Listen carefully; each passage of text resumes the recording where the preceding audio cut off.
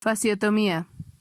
La fasciotomía es una cirugía para aliviar la presión que corta el flujo sanguíneo y las señales nerviosas a los tejidos. Se hace a base de una incisión en la fascia y es el tratamiento y la prevención para el síndrome compartimental agudo. En literatura internacional, se estima una incidencia anual del síndrome compartimental agudo en una extremidad traumatizada de 7.3 por cada 100.000 hombres y de 7 por cada 100.000 mujeres. El síndrome compartimental agudo consiste en el aumento progresivo de la presión dentro de un compartimento osteofacial cerrado que sobrepasa en primer lugar la presión venosa, causando gran edema, lo que contribuye finalmente a sobrepasar la presión arterial de perfusión de la extremidad, generando isquemia de los tejidos y que de no ser tratada, oportunamente evoluciona hacia la necrosis. La fascia es el principal elemento del tejido conectivo. El tejido conectivo es lo que une y brinda estructura al cuerpo humano. Es una estructura muy resistente que abarca todo el cuerpo sin discontinuidad. La fascia está formada por células, sustancia fundamental, que es un líquido que tiene ciertas propiedades, entre ellas forman las estructuras, y fibras de tejido conectivo, que son creadas por las células, y estas pueden ser el colágeno, fibras reticulares y fibras elásticas. Las funciones de la fascia es el sostén, estabilidad y suspensión, pues así le da forma a todos los tejidos. La transmisión de fuerzas, en el caso del músculo, cada fibra muscular tira de la fascia que tiene alrededor y se genera el movimiento. Facilita los movimientos por su capacidad de deslizamiento y deformación. Protege, compartimenta y reviste órganos. Participa en la reparación de los tejidos, que se fibrosan al lesionarse, y participa en la comunicación entre estructuras. Los compartimentos musculares son grupos musculares que se encuentran recubiertos por fascia inelástica. La fascia inelástica tiene la función de mantener la forma de los tejidos y de brindar protección. La extremidad superior tiene dos compartimentos: el compartimento anterior, que contiene el bíceps y los músculos braquiales, además el nervio ulnar, mediano y radial; el compartimento posterior, que contiene el tríceps. En el antebrazo encontramos dos compartimentos: el compartimento anterior, que contiene la muñeca y los extensores de los dedos; el compartimento posterior, que contiene los músculos flexores de las manos y dedos. La extremidad inferior, en el muslo, hay tres compartimentos: el anterior, que está constituido por los músculos vastus lateral, intermedio y lateral; el sartorio y recto femoral; el medial, que está constituido por los músculos aductor largo, aductor corto y aductor mayor, además el gracil; y el posterior, que está constituido por los músculos semimembranoso, semitendinoso, bíceps femoral y el nervio ciático. En la pierna hay cuatro compartimentos que contienen estructuras musculares, arteriales y nerviosas. En el compartimento anterior, las estructuras musculares son el músculo tibial anterior, músculo extensor de los sortejos, contiene estructuras vasculares y nerviosas, la arteria tibial anterior y el nervio peroneo profundo; el compartimento lateral, que contiene estructuras musculares como el peroneo largo y corto, las estructuras nerviosas, nervio peroneo superficial; el compartimento posterior se divide en profundo, con los músculos tibial posterior, flexor largo de los sortejos y flexor largo del hallux. Además, contiene la arteria tibial posterior y el nervio tibial posterior. El compartimento posterior superficial está constituido por los músculos gastrocnemio y sural y el nervio sural. En la etiología del síndrome compartimental agudo están las fracturas expuestas o fracturas por aplastamiento.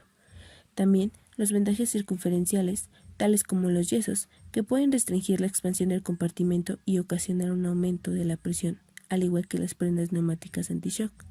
Otra de las causas son las infecciones, especialmente las que son causadas por Streptococcus. Sin embargo, el mecanismo aún no se ha determinado con precisión. Otra causa también pueden ser las quemaduras. Los signos y síntomas son dolor, piel brillante y edematosa, parestesia, pérdida funcional, disminución de los pulsos y llenado capilar lento. Los primeros signos clínicos aparecen con una presión intracompartimental entre 20 y 30 milímetros de mercurio. La presión crítica es mayor a 30 milímetros de mercurio. La alteración en la perfusión, sensación disminuida y debilidad muscular.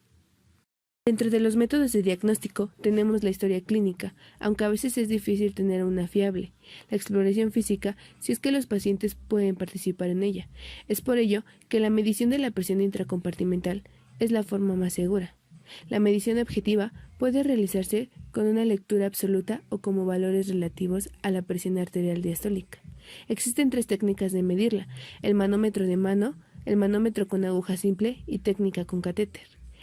Ambas técnicas con manómetro consisten en inyectar solución fisiológica al compartimento cerrado y medir la resistencia que se presenta.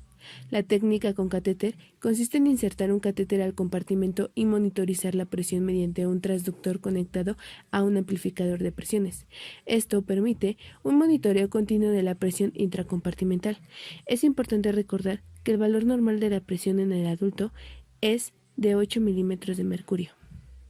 El tratamiento quirúrgico en una extremidad inferior se pueden llevar a cabo 2 incisiones, una doble o bien una fasciotomía con una única incisión. En la incisión doble, una incisión medial es realizada para liberar los compartimentos posteriores. Para poderla realizar, se deberán palpar el borde subcutáneo posterior medial de la tibia. Se lleva a cabo una incisión de 1.5 a 2 centímetros. Posterior a este punto, la incisión debe extender a lo largo de la tibia, desde aproximadamente el tubérculo tibial a la unión musculotendinosa, el tendón de Aquiles. Se debe diseccionar hasta la fascia una vez que está identificada. Se lleva a cabo 2 incisiones. La primera incisión se hace 1 centímetro posterior al borde posterior medial de la tibia.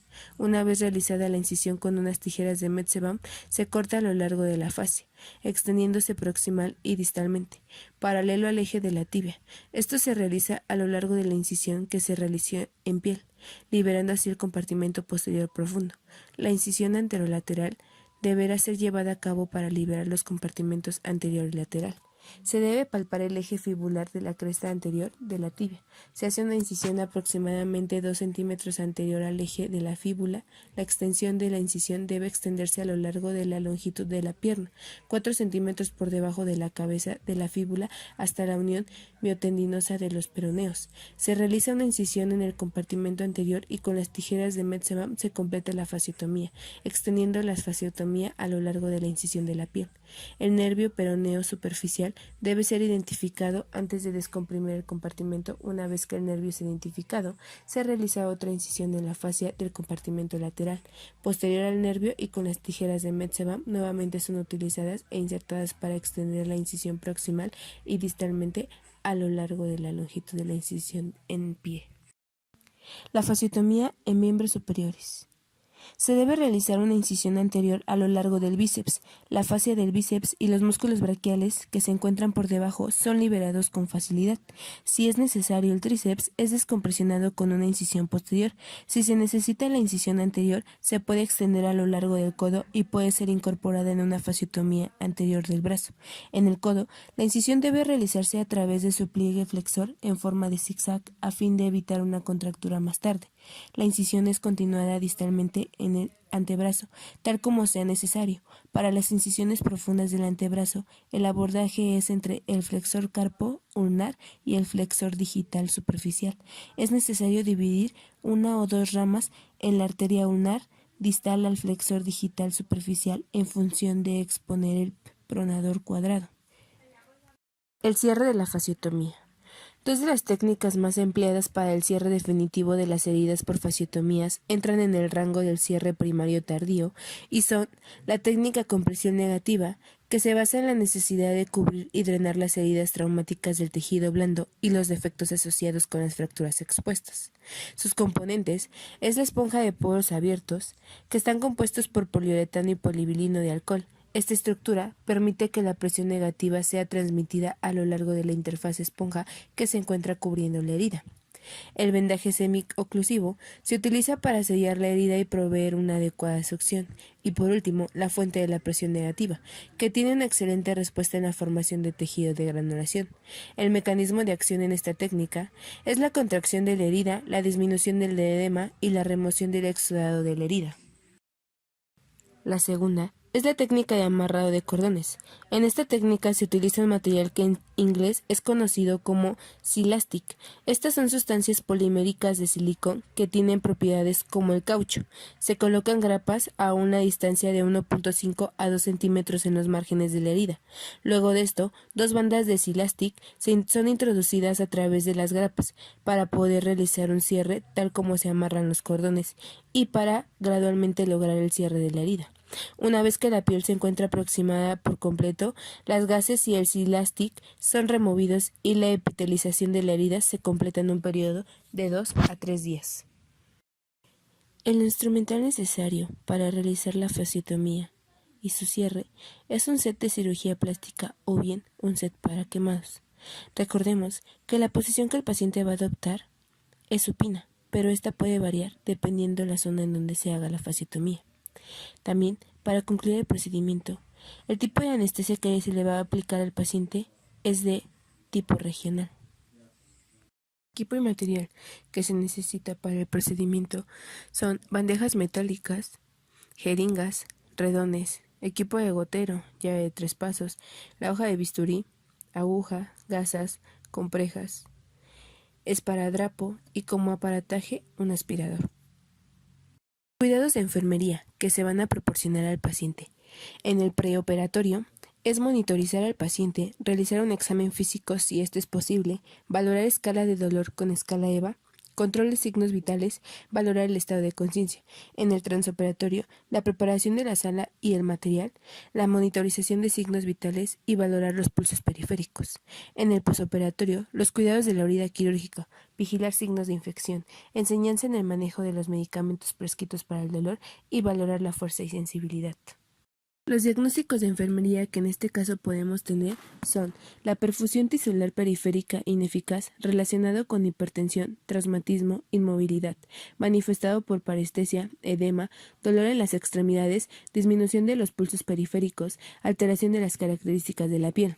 El número 2, el riesgo de disfunción neurovascular periférico, relacionado con obstrucción vascular, en este caso aumento de la presión intracompartimental. El número 3, deterioro de la integridad cutánea, relacionado con lesiones, alteración de la turgencia de la piel, deterioro de la circulación y manifestado por alteración de la integridad cutánea.